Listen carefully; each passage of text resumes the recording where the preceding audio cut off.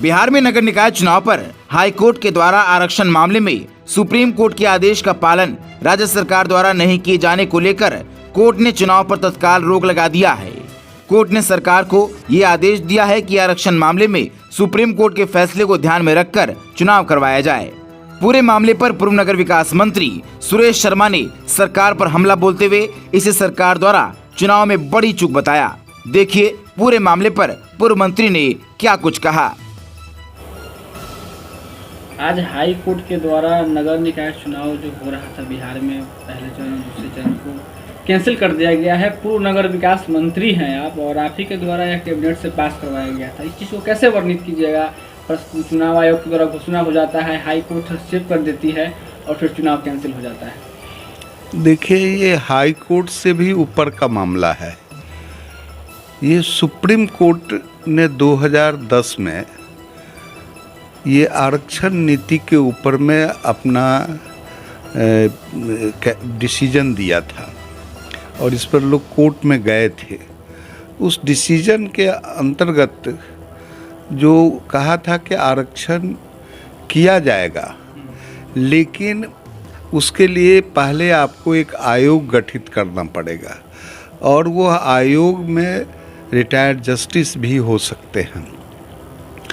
वो 3 layer scrutiny होगा उसका, क्योंकि एक लेयर में तो जो कर्मचारी हैं जिस लेवल पर, वो इसको एसेस करेंगे वार्ड वाइज कि कितने किसकी संख्या है, और उसके बाद में फिर उसका ऊपर लेवल में 2 लेवल में इसको अंत में जा कर के ये जाएगा आयोग को, और उसके बाद में ये जो है आरक्षण नीति लागू होगा। उसमें अति पिछड़े को भी 20% देने का प्रावधान किया जा सकता है, लेकिन इन लोगों ने, सरकार ने इस पर ध्यान ही नहीं दिया। और आज जो है वह आरक्षण, वो गरीब लोगों को, अति पिछड़े लोगों को जो एक मौका मिला था, वह मौका आज चूक गए, वो लोग नहीं चुनाव लड़ सके। तो इसमें गलती पूरी सरकार की है, क्योंकि सुप्रीम कोर्ट के ऑर्डर को, जजमेंट को हाई कोर्ट टाल नहीं सकता है। और जब कोई आदमी हाई कोर्ट में अपील किया इस मैटर को लेकर के, तो हाई कोर्ट ने चुनाव रोकने की बात नहीं की, उसने आरक्षण के ऊपर में कहा कि जो सुप्रीम कोर्ट का जो नियम है उस नियम को पालन करना आवश्यक है, और वह सरकार नहीं की है। इस पर कई एक लोगों का मंतव्य भी आया है।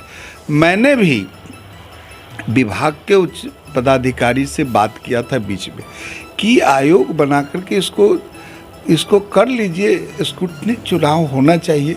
चुनाव होने से शहरी क्षेत्र का विकास अवरुद्ध हो जाता है, वो होना जरूरी है। तो वो लोग नहीं किए। इसी कारण से महाराष्ट्र और मध्य प्रदेश में चुनाव रुका था, वहाँ भी यही अपील हुआ था जिसके कारण से चुनाव रुका था। तो जब 2 स्टेट में यह चुनाव रुक सकता है, तो बिहार में भी स्वाभाविक है कि कोई कोर्ट पे जाएगा तो ये चुनाव रुक जाएगा, और वही नतीजा हुआ। कोर्ट में लोग गए और चुनाव रुक गया।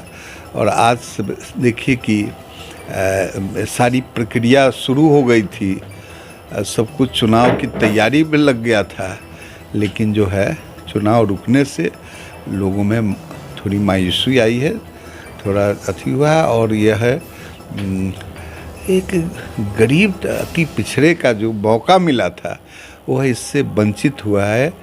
ये इस बात को हम लोगों को कष्ट है कि सरकार की चूक से जो नामांकन कर चुके थे, लगातार जनसंपर्क भी बिहार में लगभग लोग कर रहे थे, सभी प्रत्याशी, और चुनाव बहुत नज़दीक था, और नज़दीक आकर यह फैसला कहीं ना कहीं प्रत्याशी और आम जनमानस दोनों को कष्ट पहुँचा है। देखिए, आम जनमानस भी तैयारी में लोग लगे हुए थे, प्रत्याशी तो पूरा अपना प्रचार प्रसार में भी लगा हुआ था। तो स्वाभाविक है कि दोनों को कष्ट हुआ है, लेकिन कष्ट का कारण दूसरा कोई नहीं है, सिर्फ सरकार की चूक से ये कष्ट हुआ है।